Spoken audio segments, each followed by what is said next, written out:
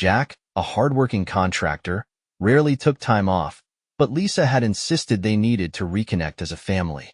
"It'll be good for us," Lisa had said, smiling brightly as she showed Jack the brochure for the rustic resort tucked into the Blue Ridge Mountains. A week away from work and responsibilities. Just us. When they arrived, Emma squealed with delight at the sight of the log cabins nestled against the backdrop of towering peaks. "This is perfect," Lisa said, stepping out of the car and breathing in the crisp mountain air. Jack smiled, glad to see her so enthusiastic. "Let's make the most of it." That evening, the Wilsons attended a welcome dinner at the lodge. It was a casual affair, with guests mingling over buffet-style food and drinks. It was there they met the Thompsons, Mike and his wife, Rachel. The couple was staying in the cabin next door and had an easy, outgoing energy that immediately put Jack and Lisa at ease. "First time here?" Mike asked, clinking his beer bottle against Jack's. "Yeah," Jack replied.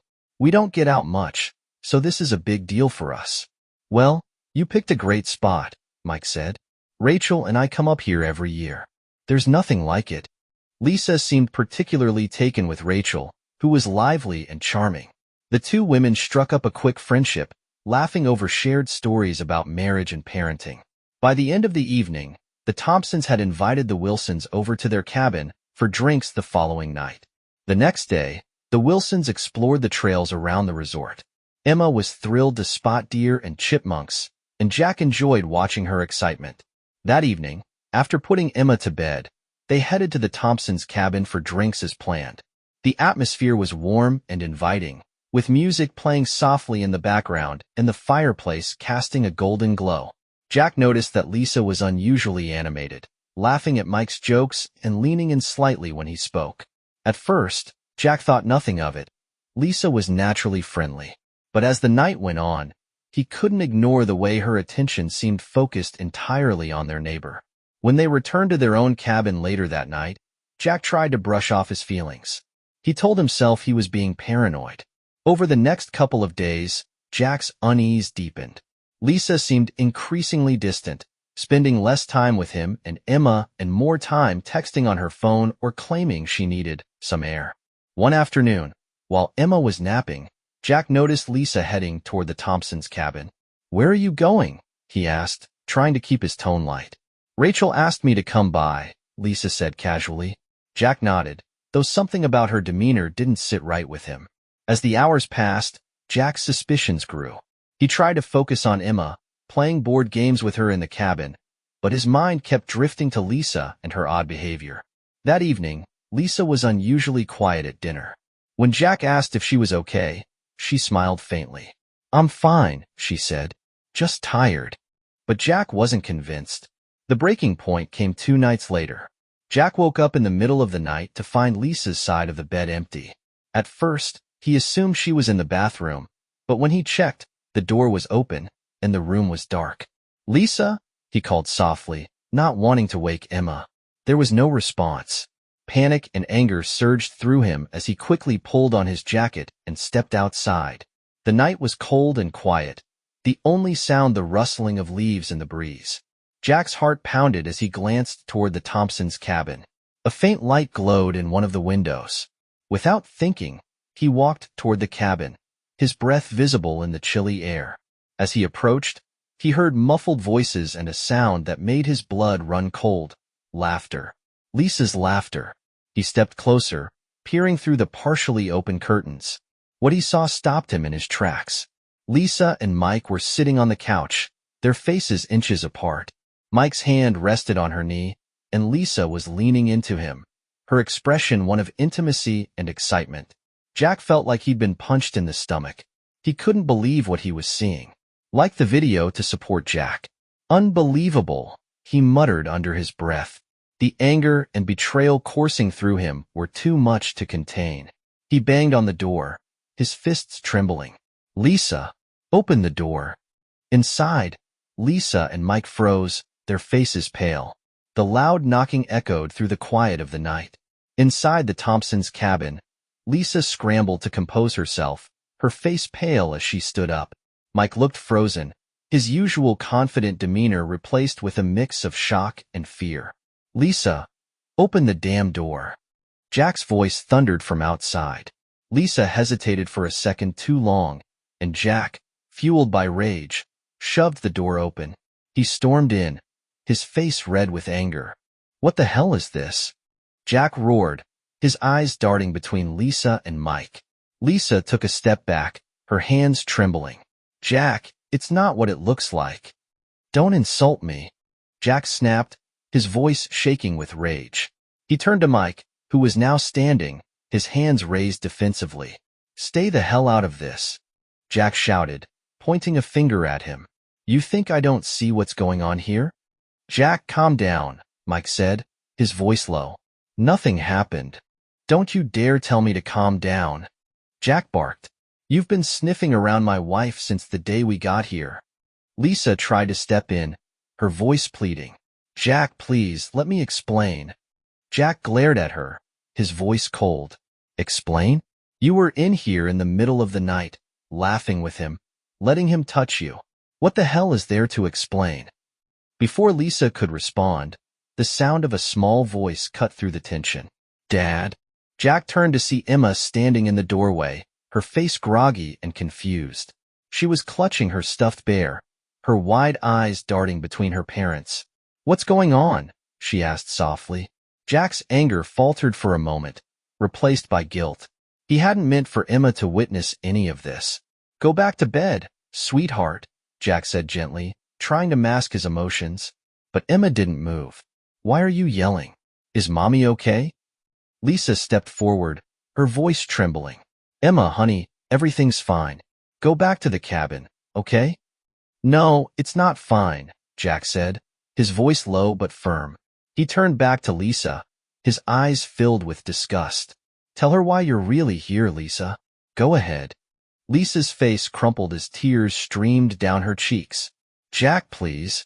Emma, Jack said, ignoring Lisa's pleas. Go back to the cabin. I'll be there soon.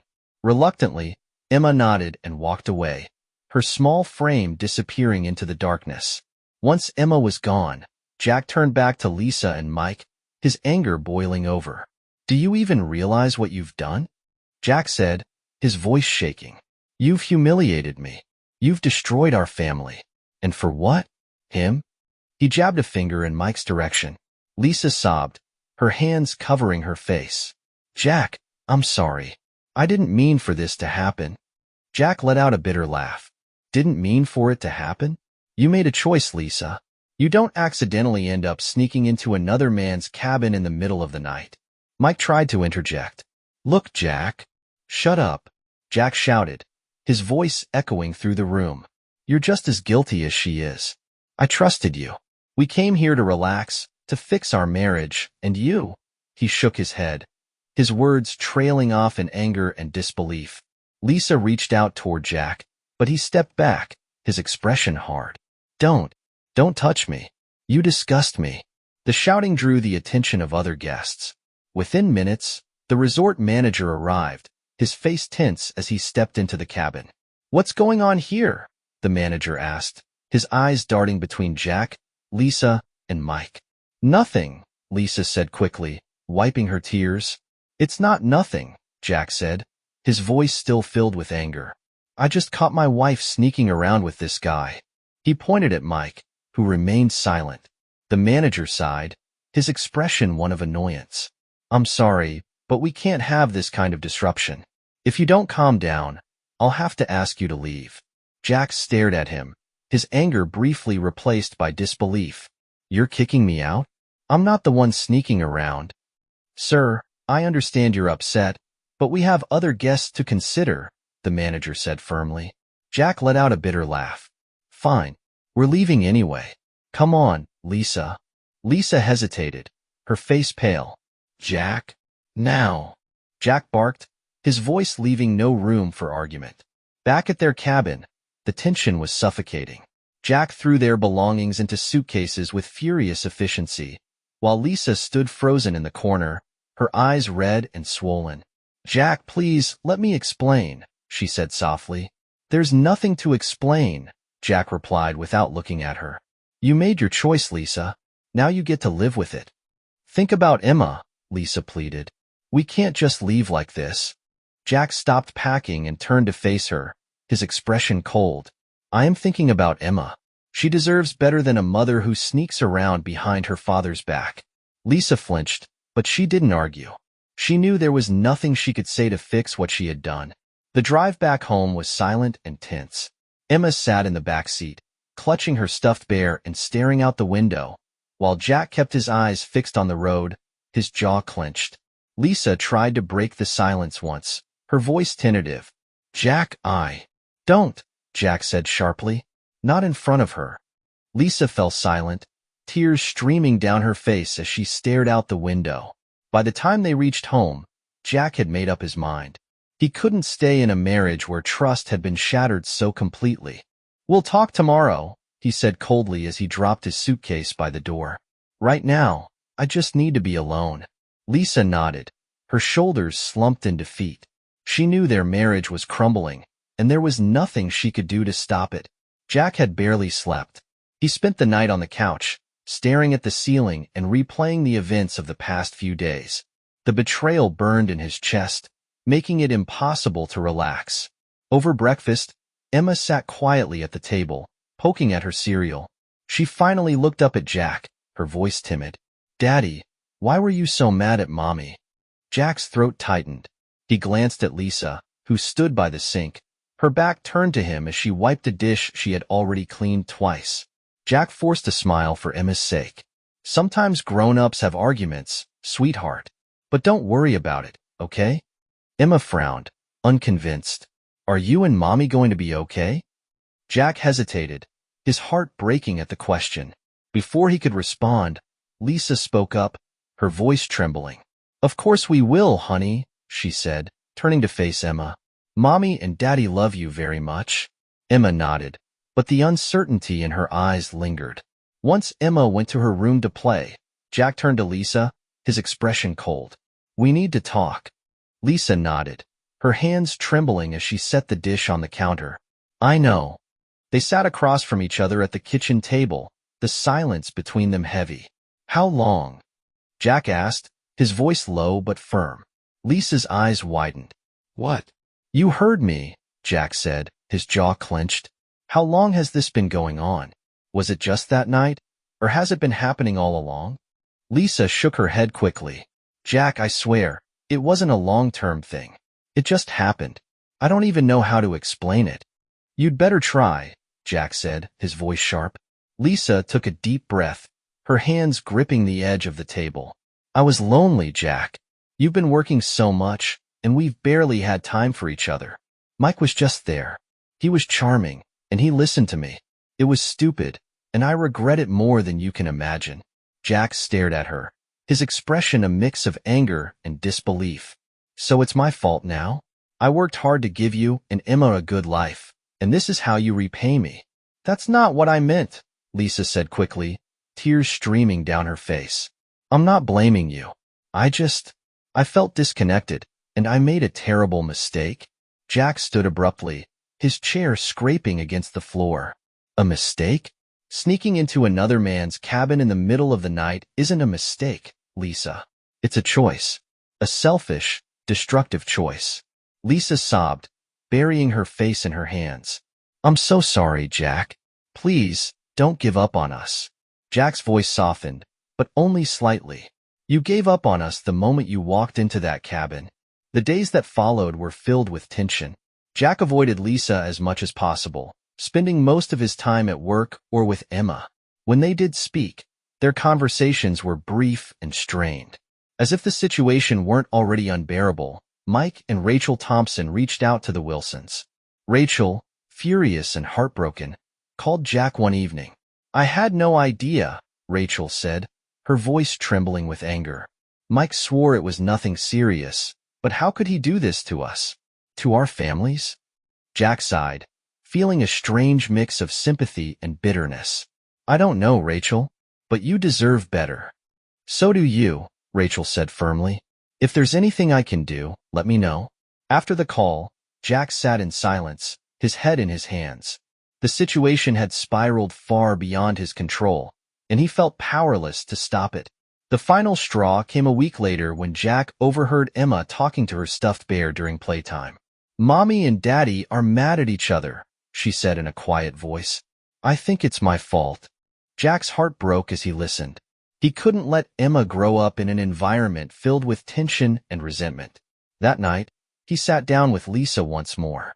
"I've made up my mind," he said, his voice steady. "I want a divorce."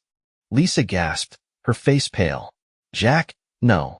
Please, we can work through this." Jack shook his head. "I can't live like this, Lisa, and I won't let Emma live in a house filled with anger and betrayal. It's over." Lisa sobbed, but Jack's resolve didn't waver. He had reached his breaking point, and there was no going back. Jack's decision to file for divorce set off a chain reaction that would ripple through the lives of everyone involved. It wasn't just the end of a marriage. It was the unraveling of years of trust, love, and family. The day Lisa was served the divorce papers, she sat at the kitchen table, staring at the envelope as though it were a bomb. Emma was at school, and the silence in the house was deafening. When Jack returned that evening, Lisa confronted him, her voice raw with emotion. "You really did it," she said, holding up the papers. "You're ending us just like that?" Jack set his keys down on the counter, his expression tired. "This isn't just like that, Lisa. This is because of what you did, what you chose to do." Lisa's hands shook. "I know I messed up. I know I hurt you. But we're supposed to fight for our family." "I fought for us for years," Jack said, his voice rising. "But you weren't fighting with me. You were too busy sneaking around behind my back." Lisa's tears spilled over, but Jack turned and walked away, leaving her to cry alone. Explaining the situation to Emma was one of the hardest things Jack had ever done. He sat her down in the living room one evening, doing his best to put on a brave face. "Sweetheart," he began gently, "Mommy and I need to talk to you about something important." Lisa sat beside him, her hands folded tightly in her lap. Emma looked up at them, her brow furrowed. "What is it?" Jack took a deep breath. "Mommy and I are going to live in separate houses from now on. It doesn't mean we don't love you, because we do, so much, but it's something we have to do." Emma's eyes filled with tears. "Are you getting a divorce?" Jack nodded, his heart breaking. "Yes, sweetheart. But no matter what, we'll both always be here for you." Emma ran to her room, slamming the door behind her. The sound echoed through the house, leaving Jack and Lisa sitting in silence, their hearts heavy. News of the divorce spread quickly through their small community. Friends, neighbors, and even casual acquaintances whispered about what had happened. "Did you hear about the Wilsons?" one woman said to another at the grocery store. "She cheated on him during their family vacation. With their neighbor, no less," the other replied, shaking her head. "That poor man."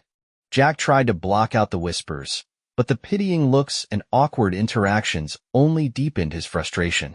Lisa, meanwhile, found herself ostracized. Former friends avoided her, and even Rachel Thompson, Mike's wife, refused to speak to her. To protect Emma from the constant tension at home, Jack decided to move into a rental apartment a few miles away. The night he packed his things, Emma clung to him, her small hands gripping his shirt. "Daddy, don't go," she pleaded, her voice trembling.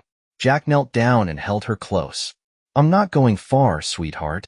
You'll see me all the time. I promise." "But it won't be the same," Emma whispered.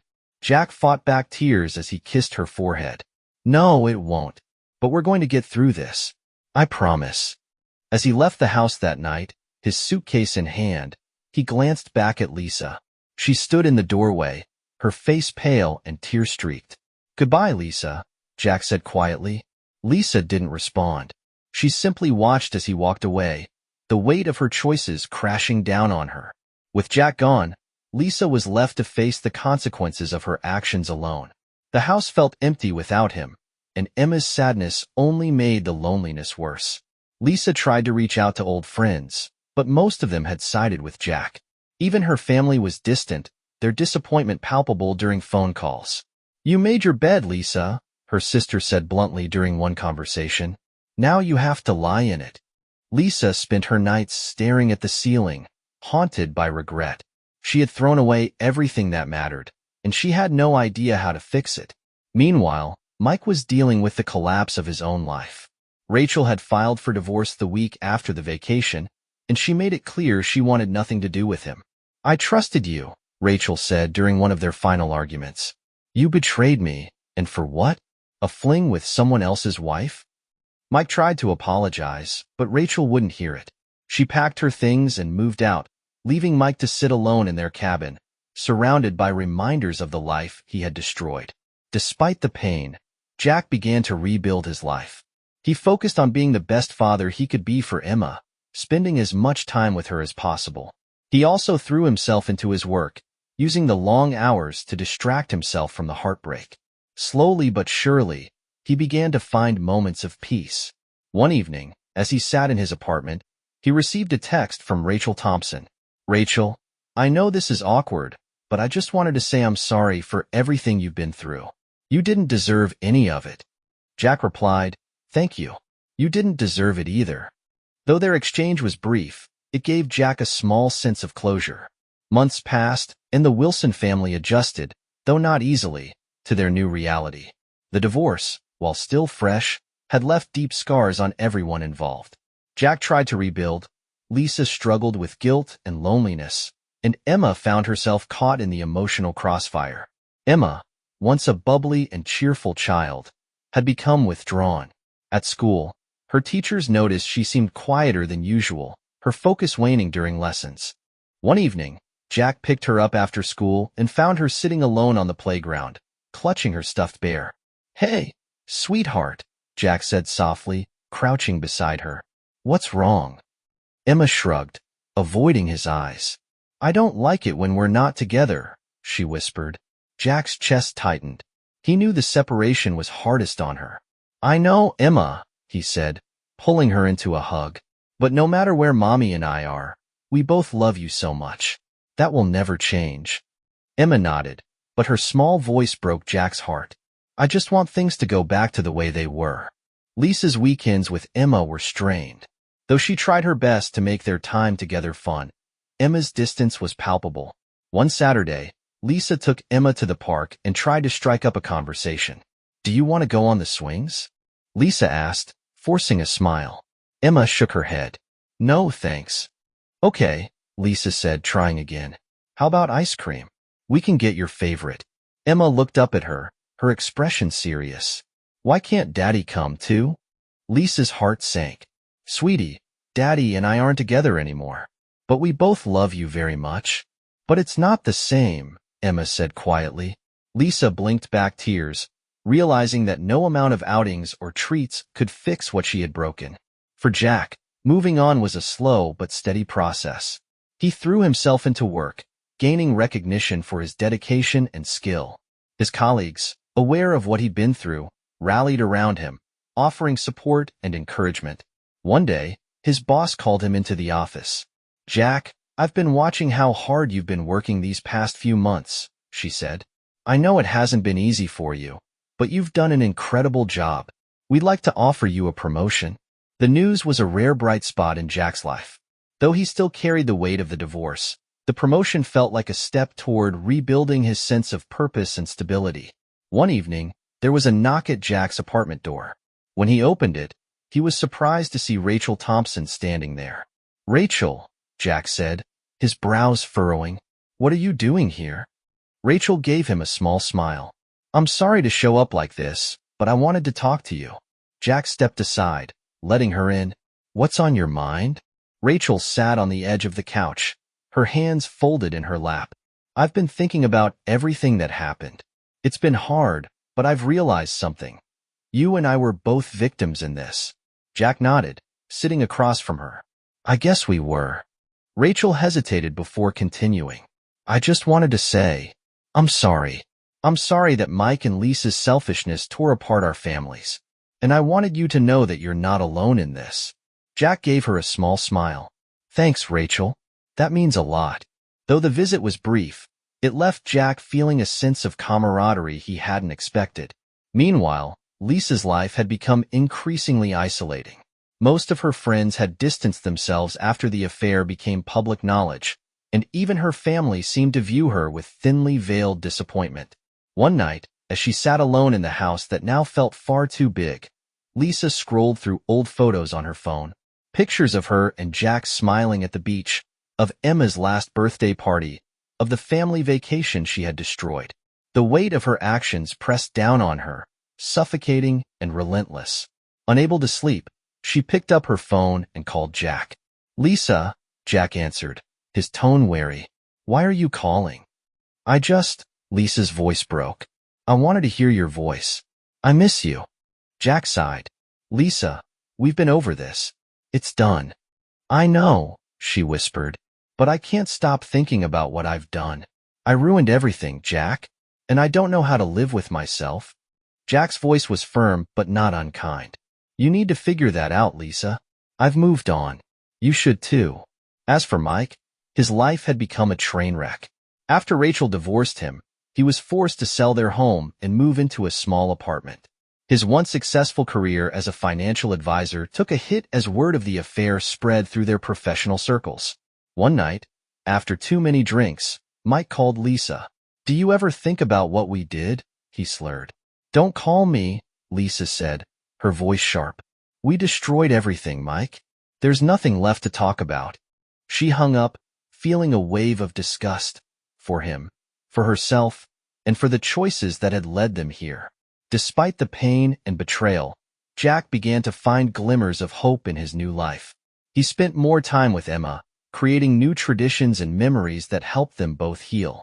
One evening, as they sat on the couch watching a movie, Emma snuggled against him and whispered, "I'm glad I have you, Daddy." Jack smiled, his heart swelling. "I'm glad I have you too, sweetheart." For the first time in a long while, Jack felt like he could breathe again. Time moved forward, but the lives of everyone involved in the scandal remained irrevocably altered. Though years passed, the choices they made during that fateful vacation in the mountains left behind scars that no amount of time could heal. After months of focusing solely on work and being a father to Emma, Jack began to find peace in the routine of his new life. His promotion at work had not only improved his financial situation, but also given him a sense of purpose. Jack even started dipping his toes into the idea of dating again. Through mutual friends, he met a woman named Hannah, a kind-hearted nurse with a warm smile and a calm demeanor.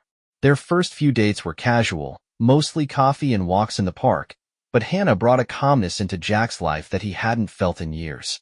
One evening, as they sat on the porch of her house, Hannah looked at Jack thoughtfully. "You're a strong man, Jack," she said. "To go through what you've been through and still put your daughter first? That says a lot about who you are." Jack smiled, though the pain of his past still lingered. "I've made my peace with most of it, but there are still days when it creeps up on me." Hannah placed a hand over his. "That's okay. Healing takes time." Though Jack wasn't ready to fully open his heart again, he felt a sense of hope for the first time in years. Lisa's life had become a shell of what it once was. The once vibrant woman who could light up a room now spent most of her days alone, consumed by regret. Her relationship with Emma had never recovered. While Emma continued to visit on weekends, their time together was strained. One afternoon, during a rare moment of connection, Lisa asked Emma, "Do you hate me?" Emma frowned, looking up from her coloring book. "I don't hate you, Mommy, but I don't understand why you hurt Daddy." Lisa's throat tightened. "I made a mistake, Emma, a terrible mistake, but I love you, and I'll always love you." Emma nodded, but didn't say anything else.